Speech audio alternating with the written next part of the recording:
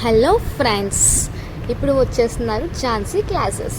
Okay, ఇంతవరకు మనం linked list basics గురించి తెలుసుకుందాం. అది మన లింక్డ్ లిస్ట్ లోపలికి వెళ్ళే ముందు అసలు పాయింటర్స్ అంటే ఏంటి, ఆ పాయింటర్ వేరియబుల్ ఎలా అసైన్ అవుతుంది, అసలు పాయింటర్స్ తెలియకుండా, పాయింటర్స్ స్ట్రక్చర్స్ తెలియకుండా మన లింక్డ్ లిస్ట్లోకి వెళ్తే ఎలా ఉంటుందంటే హిందీ సినిమా ఉంది కదా, మనకి హిందీ రాకుండా హిందీ సినిమా ఎలా చూస్తే ఎలా ఉంటుందో అలాగే పాయింటర్స్ స్ట్రక్చర్స్ రాకపోతే కూడా ఆ లింక్డ్ లిస్ట్ యొక్క సినిమా అనేది అలాగే ఉంటుంది. సరే, ఆ పాయింటర్స్ గురించి టాపిక్ డిస్కస్ చేద్దాం. ఫస్ట్ పాయింటర్ అంటే ఏంటి? ఫర్ ఎగ్జాంపుల్ నేను ఒక వేరియబుల్ అనేది ఎక్స్ అనే వేరియబుల్ని తీసుకుంటున్నాను. ఆ ఎక్స్ అనే వేరియబుల్లో ఒక 10 అనే ఎలిమెంట్ని స్టోర్ చేస్తున్నాను. ఆ 10 అనే ఎలిమెంట్కి ఒక అడ్రస్ ఉంటుంది కదా, ఆ అడ్రస్ ఫర్ ఎగ్జాంపుల్ 2024 అనే అడ్రస్, 24 అనే అడ్రస్లో 10 అనే ఎలిమెంట్ ఎక్స్ అనే వేరియబుల్లో స్టోర్ అయింది. సరే, ఇప్పుడు పాయింటర్ అనే వేరియబుల్ తీసుకుంటున్నాం. అసలు పాయింటర్ ఏం చేస్తుంది? పాయింటర్ అనేది ఒక ఎక్స్ అనే ఎక్స్ యొక్క అడ్రస్ని స్టోర్ చేస్తుంది. అర్థమైంది కదా? పాయింటర్ వేరియబుల్ ఎప్పుడు అడ్రస్ మాత్రమే స్టోర్ చేస్తుంది. ఒక వేరియబుల్ యొక్క అడ్రస్ని స్టోర్ చేయడానికి పాయింటర్ని యూజ్ చేస్తాం. Okay, that be clear with concept. ఈ కాన్సెప్ట్ మీకు క్లియర్గా అర్థమైతే అసలు పాయింటర్ ఏం చేస్తుంది, వేరియబుల్ యొక్క అడ్రస్ స్టోర్ చేస్తుంది. ఫర్ ఎగ్జాంపుల్ ఎక్స్ అనే వేరియబుల్ ఒక మీ హౌసే అనుకోండి. మీ హౌస్ యొక్క అడ్రస్ 2024, అది మీరు ఒక పాయింటర్ వేరియబుల్ స్టోర్ చేస్తున్నారు. అది ఒక ఎగ్జాంపుల్, చిన్న స్మాల్ ఎగ్జాంపుల్. ఇక్కడ రాసిందంతా అదే ఉంటుంది. Point is a variable that stores whole address and another variable that same type is known as a locator or indicator. ఈ నోట్స్ మీకు చెప్తాను. మీకు ఈ కాన్సెప్ట్ని చెప్పాను, క్లియర్గా ఉంది కదా?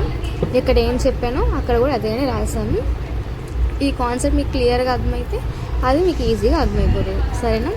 అయితే నార్మల్ వేరియబుల్ అంటే holds a value, pointer variable అంటే holds a address of a value.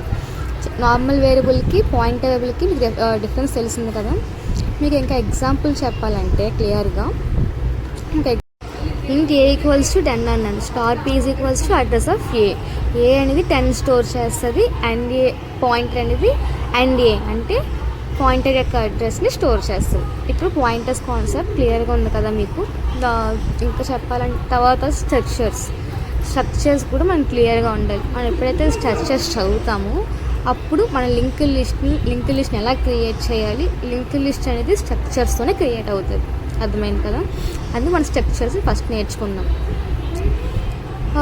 అరేలో అనుకోండి. ఫర్ ఎగ్జాంపుల్ నేను అరే తీసుకుంటే అరేలో ఉన్న only same data type of ఎలిమెంట్స్ని మాత్రమే స్టోర్ చేయగలను. అంటే ఒక అన్ని ఇంటిజర్స్ అవ్వాలి, లేకపోతే అన్ని ఫ్లోట్ అవ్వాలి. అదే స్ట్రక్చర్స్లో అయితే నాకు డిఫరెంట్ డేటా టైప్ ఆఫ్ ఎలిమెంట్స్ని స్టోర్ చేసుకోవచ్చు. ఫర్ ఎగ్జాంపుల్ నా నేమ్ని, నా రోల్ నెంబర్ని, ఫర్ ఎగ్జాంపుల్ నేను ఏ కాలేజ్ చదువుతున్నాను అనే మొత్తం అన్ని టైప్స్ ఆఫ్ డేటాని నేను స్టోర్ చేయాలంటే స్ట్రక్చర్స్ని యూజ్ చేయాలి.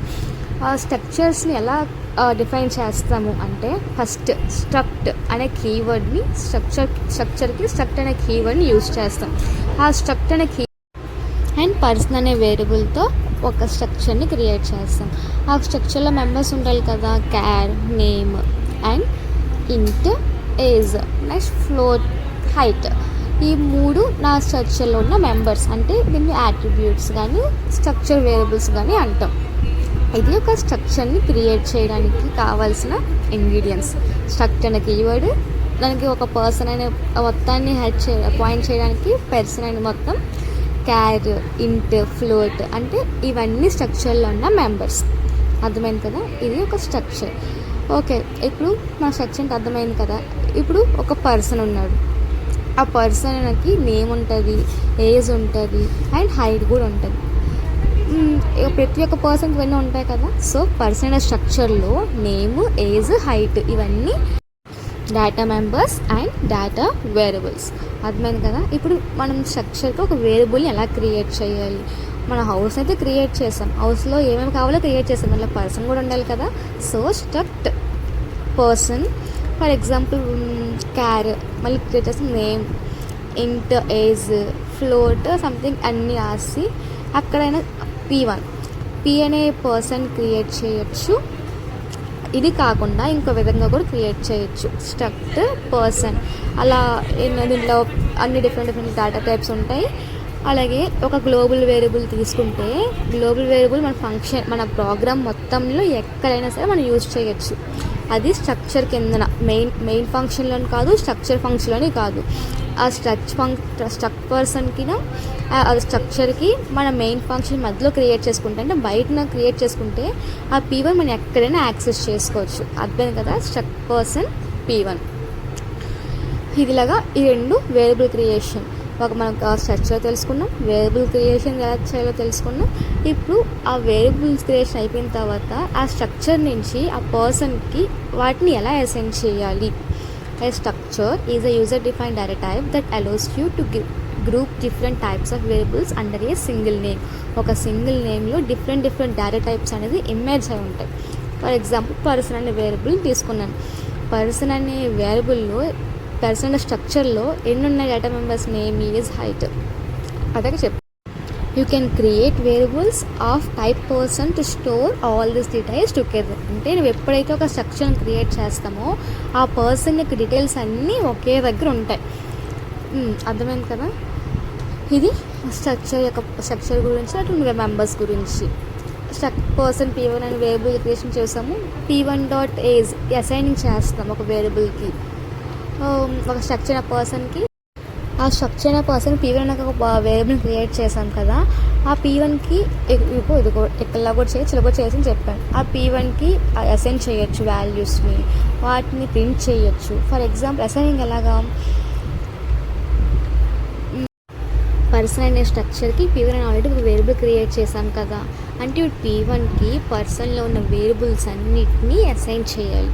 అంటే P1.name, అలా P1.name అని నాకు అసైనింగ్కి యూజ్ అవుతుంది అనమాట. అంటే దీని ఇప్పుడు P1.nameలో మన నేమ్ని స్టోర్ చేసుకోవచ్చు. P1.name మన నేమ్ ఝాన్సీ.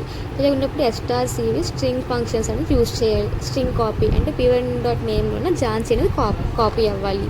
అలాగే P1.age = 30. ఏజ్ 30 కాదు, ఎగ్జాంపుల్ తీసుకున్నాను.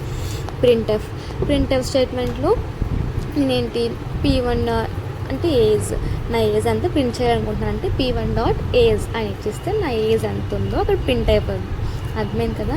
ఒక పాయింటర్, ఇది పాయింటర్స్ యూజ్ చేయకుండా జస్ట్ స్ట్రక్చర్లో ఎలాగ వేరియబుల్స్ని అసైన్ చేశాను అనేది మీకు క్లియర్గా ఎక్స్ప్లెయిన్ చేశాను. అందరికీ అర్థమైందని అనుకుంటున్నాను. ఇంకా అర్థం కాకపోతే కామెంట్లో ఎక్స్ప్లెయిన్ మళ్ళీ చేయండి అని చెప్తే మీకు క్లియర్గా అందరికి మళ్ళీ ఎక్స్ప్లెయిన్ చేయడానికి ట్రై చేస్తాను, ఇంకా ఎఫర్ట్స్ పెట్టడానికి. ఓకే, ఇప్పుడు స్ట్రక్చర్స్ గురించి అయిపోయింది. ఇప్పుడు స్ట్రక్చర్స్ని పాయింటర్స్ని మిక్స్ చేసి చెప్దాం.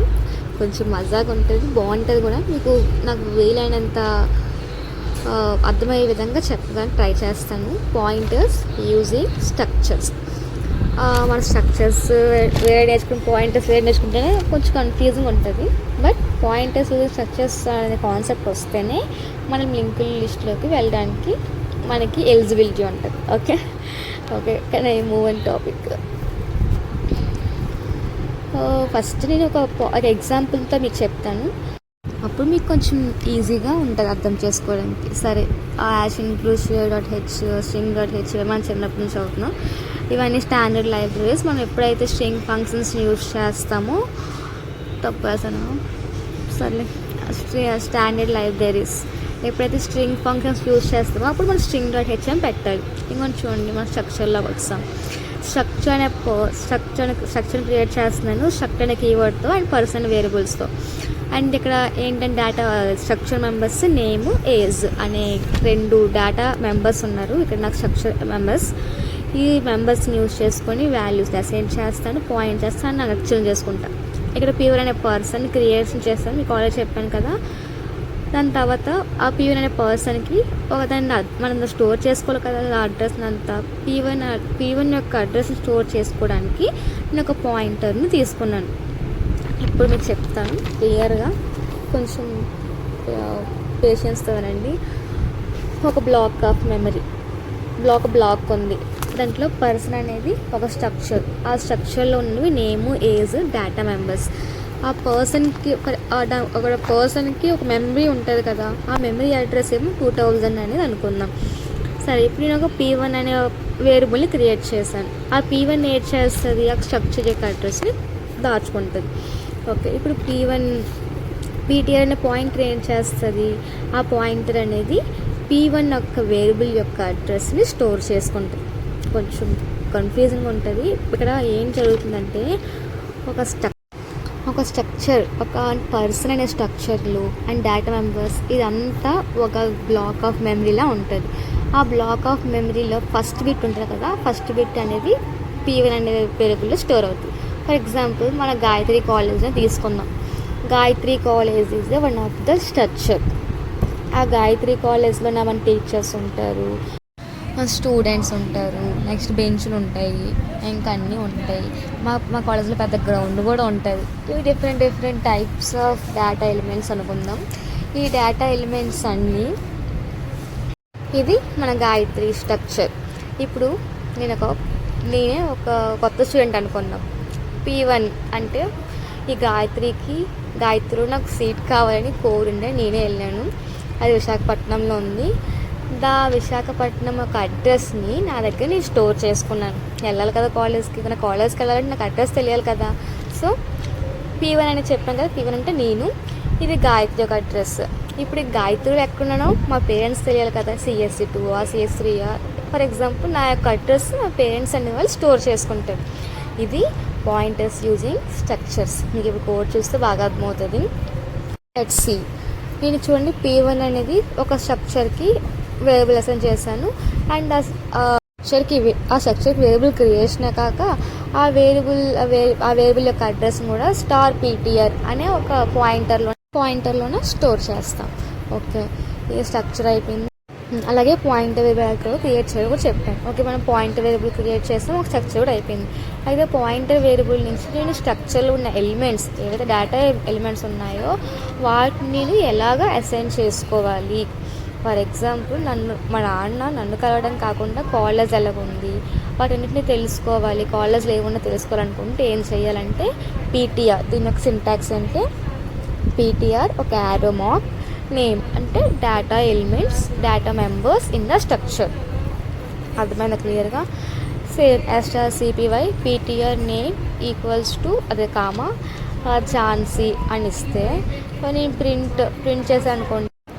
ప్రింట్ చేస్తే నా నేమ్ అనే దాంట్లో ఏదైతే స్టోర్ అయిందో అది ప్రింట్ అవుతుంది. ప్రింట్ ఫర్ ఎగ్జాంపుల్ నా నేమ్ ఈక్వల్స్ టు ఆమె ఏదో 5% ఎస్ఎన్సి పీటీఆర్ నేమ్, అదే పీటీఆర్ యారో నేమ్ అని ఇస్తే అవుట్పుట్ ఏమొస్తుంది, ఝాన్సీ అని వస్తుంది. ఓకే, క్లియరా? ఇప్పుడు దీన్ని ఇంకోలా కూడా అసైన్ చేయొచ్చు. ptr .name. నేను మీకు ఒక పాయింట్ చెప్పడం మర్చిపోయాను. పీటీఆర్కి .ptrకి నేను క్లియర్గా ఎక్స్ప్లెయిన్ చేస్తాను. ఒక ఎగ్జాంపుల్ తీసుకొని పీటీఆర్ ఈజ్ ఈక్వల్స్ ఒక అడ్రస్ ఏ అనే వేరియబుల్, దాంట్లో ఏ అనే వేరియబుల్ తీసుకుంటున్నాను, దాంట్లో 10 అనే దాన్ని స్టోర్ చేస్తాను. దాని అడ్రస్ 1000 అనుకుందాం. ఈ పాయింట్ రేట్ చేస్తుంది ఏ యొక్క అడ్రస్ స్టోర్ చేసుకుంటుంది. ఓకే, ఇది ఒక మన పీటీఆర్ని ప్రింట్ చేస్తే దాని ఏ యొక్క అడ్రస్ ప్రింట్ అవుతుంది. అదే పీటీఆర్ని ప్రింట్ చేస్తే వాల్యూ, పీటీఆర్లో ఉన్న అడ్రస్ యొక్క వాల్యూ అనేది ప్రింట్ అవుతుంది. ఎప్పుడైతే పీటీఆర్ యూజ్ చేస్తామో, పీటీఆర్ యూజ్ చేస్తే అడ్రస్ ప్రింట్ అవుతుంది. మీకు క్లారిటీగా ఉంది కదా? పీటీఆర్ అంటే అడ్రస్, పీటీఆర్ అంటే అడ్రస్లో ఉన్న వాల్యూ ప్రింట్ అవుతుంది. మీకు బాగా అర్థమైంది అనుకుంటున్నాను. నేను ఇంకా కన్ఫ్యూజ్ చేయాలనుకోవట్లేదు. దీనికి కూడా సేమ్ అవుట్పుట్ వస్తుంది. ఎప్పుడు మన .ptr.name. మనకన్నా ఎక్కువ యూజ్ చేసేది అయితే మాత్రం యారో మాత్రమే ఎక్కువ యూజ్ చేస్తాం. అర్థమైంది కదా? ఎందుకంటే యారో అనేది కన్ఫ్యూజన్ లేకుండా నీట్గా ఎక్స్ప్లెయిన్ అవుతుంది. నెక్స్ట్ ఈ పాయింటర్స్ అంటున్నాము. దీనివల్ల యూజ్ ఏంటంటే మనం ఎప్పుడైతే ఫంక్షన్ కాయిన్లో ఒక మొత్తం గ్రూప్ ఆఫ్ డేటాని పంపించాలనుకుంటున్నామో అప్పుడు పాయింటర్ చాలా యూజ్ అవుతుంది.